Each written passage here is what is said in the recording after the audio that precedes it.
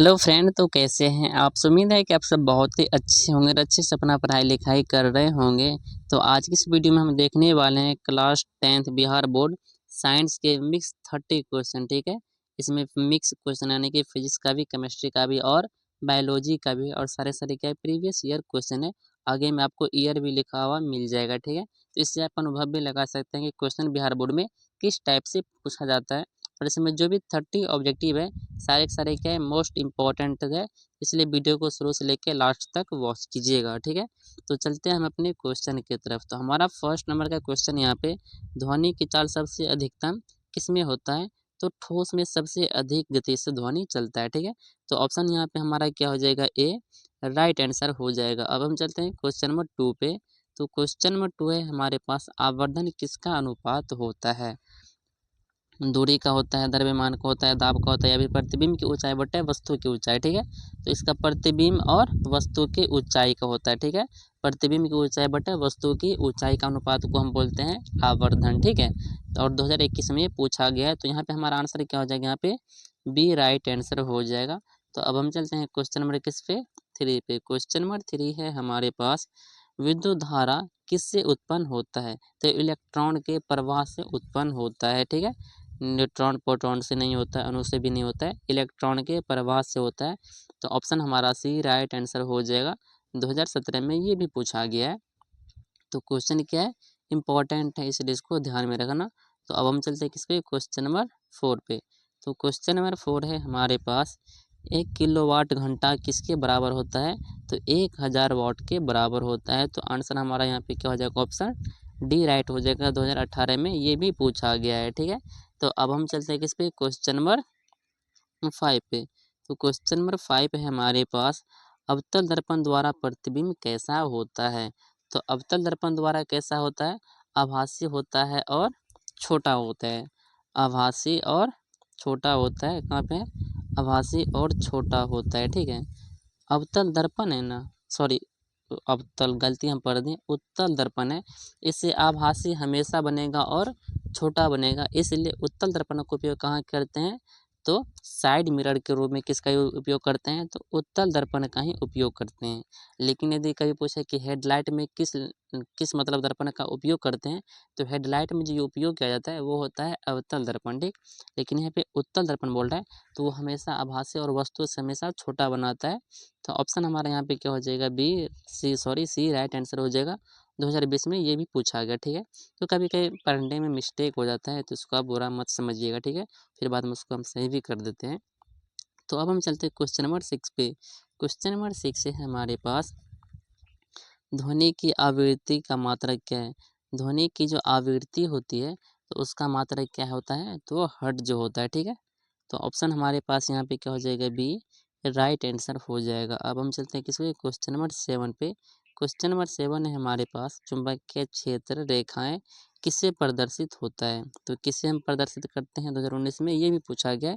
तो किससे करते हैं, तो लोहे के छोटे छोटे टुकड़े होते हैं उसी को बुरादे बोलते हैं। तो लोहे के बुरादे से, ठीक है, मतलब लोहा का छोटा छोटा कण होता है, तो उससे हम क्या चुंबकीय क्षेत्र रेखाएं को प्रदर्शित करते हैं। 2019 में पूछा गया, इंपॉर्टेंट है, इसको ध्यान में रखना है आपको। ठीक है, तो अब चलते हैं क्वेश्चन नंबर 8 पे। क्वेश्चन नंबर 8 है हमारे पास, अपवर्तन किसके कारण होता है।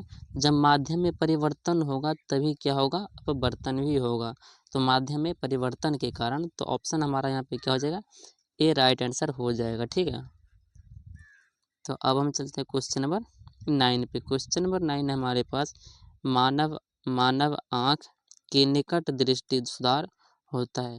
जो निकट दृष्टि, देखिए दृष्टि दोष होता है, निकट दृष्टि दोष और दूर दृष्टि दोष। बात करें निकट का, तो किससे होता है, एक ट्रिक आपको याद रखना है। एक लड़की का नाम है अवनी। ठीक है, क्या नाम है, अवनी। ठीक है, देखो अ से क्या होता है, उत्तल दर्पण, अ व नजरे की करनी नी, अ और व से क्या होता है, अ व तो अवतल। तो अवतल से हम किसको दूर करेंगे, निकट दृष्टि दोष को। अब बाकी जो बचेगा उसको दूर दृष्टि से, मतलब बाकी जो बचेगा उसको, बाकी कौन बचा, दूर दृष्टि दोष को किससे करते हैं, उत्तल से। तो यदि एक हमको याद रहेगा तो बाकी वो तो बन ही जाएगा ना। तो अवतल से हम किसको दूर करते हैं, निकट दृष्टि दोष को। और यहाँ पे पूछा भी क्या जा रहा है, निकट दृष्टि दोष तो इसके लिए हम देखिए नी है ना, नी निकट दृष्टि, तो इसके लिए हम किसको चूज करेंगे, अ और वो यानी कि अवतल लेंस को चूज करेंगे। ठीक है, तो ऑप्शन हमारे पास क्या हो जाएगा यहाँ पे बी राइट आंसर हो जाएगा। यहाँ पे ट्रिक है, बाकी हर स्टूडेंट का अपना अपना ट्रिक होता है, इसको ट्रिक से याद कर लेना है। ठीक है, वरना ये भी आप याद कर सकते हो। तो आंसर हमारा यहाँ पे क्या हो जाएगा, बी ऑप्शन राइट आंसर हो जाएगा। अब चलते हैं क्वेश्चन नंबर 10 जो कि हमारा फिजिक्स का क्या है, लास्ट क्वेश्चन है, उसके बाद केमिस्ट्री आने वाला है। तो बोल रहा है ध्वनि किस प्रकार का तरंग है। तो ध्वनि जो है किस प्रकार का तरंगधर्मी है, तो अनुदैर्ध्य तरंग है। ठीक है, तो ऑप्शन हमारा यहाँ पे क्या हो जाएगा, ऑप्शन बी राइट आंसर हो जाएगा। ठीक है, अनुदैर्ध्य है। ठीक, तो उसके बाद हम चलते हैं किस पे, केमिस्ट्री के क्वेश्चन को हम सॉल्व करने वाले हैं। इसमें भी 10 क्वेश्चन है जो कि सारे के सारे क्या है, PYQ है और इम्पोर्टेंट है। बोल रहा है सबसे अधिक क्रियाशील धातु कौन होता है, तो वो होता है पोटेशियम। ठीक है, इसका संकेत क्या होता है, के होता है, इसको याद रखना है, इंपॉर्टेंट है, 2021 में पूछा गया है। तो क्वेश्चन नंबर 12 11th हो गया, अब 12 देखते हैं। क्वेश्चन नंबर 12 हमारे पास, कांच जमावट किसका उदाहरण है। कांच का जो जमावट होता है किसका उदाहरण होता है, तो वो होता है भौतिक परिवर्तन का, रासायनिक परिवर्तन का, दहन का या फिर विस्फोट का। तो भौतिक परिवर्तन का ये क्या है, उदाहरण है। तो ऑप्शन हमारा यहाँ पे क्या हो जाएगा, ए राइट आंसर हो जाएगा। अब हम चलते हैं क्वेश्चन नंबर 13 पे। तो क्वेश्चन नंबर 13 है हमारे पास, साबुन पानी किसको कम करता है। तो साबुन पानी जो है किसको कम करता है, तो सतही जो तनाव होता है उसके सतह पे जो पानी रहता है उसका जो उस पर जो तनाव लगा हुआ रहता है उसको कम कर देता है कौन, साबुन पानी। तो सतही तनाव को क्या करता है, कम कर देता है। तो हमारा आंसर क्या हो जाएगा, बी यहाँ पे राइट आंसर हो जाएगा। तो अब हम चलते हैं किस पे, क्वेश्चन नंबर 14 पे। क्वेश्चन नंबर 14 इजी क्वेश्चन और इम्पोर्टेंट भी है। अम्ल और क्षार, जब अम्ल और क्षार आपस में मिलते हैं तो रिएक्शन में क्या होता है, तो लवण और क्या बनता है, नमक और जल बनता है। नमक को ही लवण बोलते हैं। तो इस अभिक्रिया को कौन सा अभिक्रिया बोलते हैं, तो उदासीनीकरण अभिक्रिया बोलते हैं। जब अम्ल और क्षार मिलेगा तो क्या बनेगा, लवण और जल बनेगा। और इस अभिक्रिया को कौन सा अभिक्रिया बोलते हैं, उदासीनीकरण अभिक्रिया बोलते हैं। 2018 में ये भी पूछा गया है। ठीक है, सब्जेक्टिव में भी आता है, इसको याद रखना। ठीक, क्वेश्चन नंबर 15 को देखते हैं। ठीक है, तो क्वेश्चन नंबर 15 हमारे पास, दूध का फटना किसका उदाहरण है। तो दूध का फटना किसका उदाहरण है, तो अपघटन का उदाहरण है। ठीक है, जमावट है, अपघटन तो अपघटन। ठीक है, तो हम यहाँ ऑप्शन के अनुसार देखेंगे तो अपघटन को हम यहाँ पे चूज कर सकते हैं, नहीं किसी हमारा यहाँ पे क्या हो जाएगा, राइट आंसर हो जाएगा। क्वेश्चन नंबर 16 को हम देखते हैं, NaOH का नाम क्या है। ठीक है, तो उसका नाम क्या है आपके पास बताना है, कास्टिक पोटास है, क्षार है, चूना है, फिर धोवन सोडा है। तो NaOH इम्पोर्टेंट है। ठीक है, फॉर्मूला किसका है, तो कास्टिक सोडा का रासायनिक नाम है। ठीक है, तो आंसर यहाँ पे हमारा क्या हो जाएगा, सी राइट आंसर हो जाएगा। क्वेश्चन नंबर 17 को देखते हैं। ठीक, तो क्वेश्चन नंबर 17 है, जिप्सम का सूत्र पूछा गया। ठीक है, तो क्या होता है, CaSO4 इंटू 2H2O होता है। ठीक है, तो कहाँ मिल जाएगा ऑप्शन आपको, ऑप्शन ए में ही मिल जाएगा आपको आंसर। ठीक है, CaSO4 इंटू 2H2O। तो क्वेश्चन नंबर 18 देखते हैं। क्वेश्चन नंबर 18 हमारे पास क्या है, यूनिवर्सल इंडक्टर क्या है। ठीक है, तो वो क्या है आपको बताना है, यहाँ पे क्या है, दबाव है, तापमान है, pH है या फिर घनत्व है। तो ये क्या है, तो ये क्या है, pH मान है। तो ऑप्शन हमारे पास यहाँ पे क्या हो जाएगा, सी जो है राइट आंसर हो जाएगा। क्वेश्चन नंबर देखते हैं किसको, 19 को। तो क्वेश्चन नंबर 19 हमारे पास, तांबे में हरापन किसके कारण होता है, किसके कारण, तो ऑक्सीकरण संक्षारण के कारण होता है। फिर ऑक्सीकरण बोले या फिर संक्षारण के कारण, दोनों में से हम किसी को चूज कर सकते हैं, लेकिन यहाँ पे संक्षारण नहीं दिया हुआ है तो हम ऑक्सीकरण को चूज कर लेंगे। ठीक है, तो बी हमारा क्या हो जाएगा यहाँ पे राइट आंसर हो जाएगा। तो क्वेश्चन नंबर 20 को देखते हैं जो कि हमारा केमिस्ट्री का लास्ट क्वेश्चन है, उसके बाद बायोलॉजी करेंगे। तो इसमें बोल रहा है, O2 का उपयोग कहाँ होता है, मतलब ऑक्सीजन का उपयोग कहाँ हो जाता है, CO2 का उपयोग है। तो CO2 का उपयोग क्या करते हैं, आग बुझाने के लिए, आग बुझाने के लिए CO2 का उपयोग करते हैं, लेकिन लगाने के लिए O2 का प्रयोग करते हैं। इसको भी आपको ध्यान में रखना है।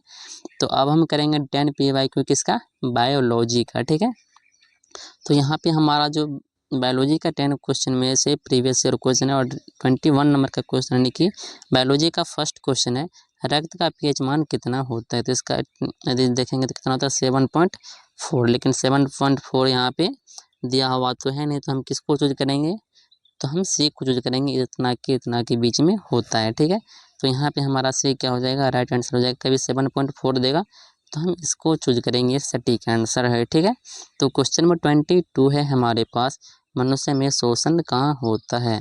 तो शोषण कहाँ होता है, तो वो होता है कोशिका में, त्वचा में, हड्डी में, नसों में नहीं होता है। कहाँ होता है, कोशिका में। तो आप चलते हैं क्वेश्चन नंबर 23 पे। जो 23 नंबर का क्वेश्चन है हमारे पास, पौधे में जल का परिवहन कौन करता है, तो वो करता है जाइलम।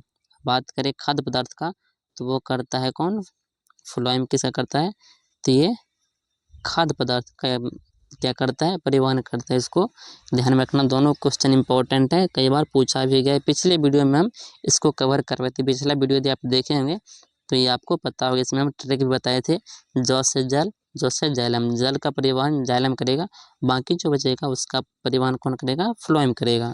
तो अब हम चलते हैं किस पे, 24 नंबर के क्वेश्चन पे। 24 का क्वेश्चन है, अग्न्याशय क्या बनाता है। ठीक है, 24 का बोल रहा है, अग्न्याशय क्या बनाता है, तो एंजाइम बनाता है और इंसुलिन हार्मोन भी बनाता है। लेकिन यहाँ पे इंसुलिन हार्मोन नहीं दिया हुआ है, तो यहाँ पे क्या बनाता है, एंजाइम। तो हम एंजाइम को टिक कर लेंगे। ठीक है, यानी कि ऑप्शन सी हमारा क्या हो जाएगा, राइट हो जाएगा। अब हम चलते हैं क्वेश्चन नंबर 25 पे।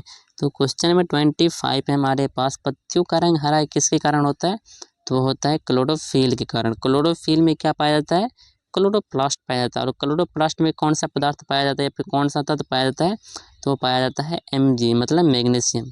ठीक है, और क्लोरोफिल के कारण ये पत्तियों का रंग कैसा होता है, हरा होता है, इसको भी याद रखना। और ये 2017 में पूछा गया, इंपॉर्टेंट है। ठीक, तो अब देखते हैं क्वेश्चन नंबर 26 को। 26 का हमारा क्वेश्चन है, DNA कहाँ पाया जाता है। ठीक है, 26 का बोला, DNA कहाँ पाया जाता है, तो नाभिक में पाया जाता है। DNA कहाँ पाया जाता है, नाभिक में। तो ऑप्शन आपके पास यहाँ पे क्या हो जाएगा, बी राइट आंसर हो जाएगा। क्वेश्चन नंबर 27 को देखते हैं। 27 का है, मानव में सबसे बड़ा अंग कौन सा होता है, तो सबसे बड़ा अंग कौन होता है, तो वो होता है यकृत। ठीक है,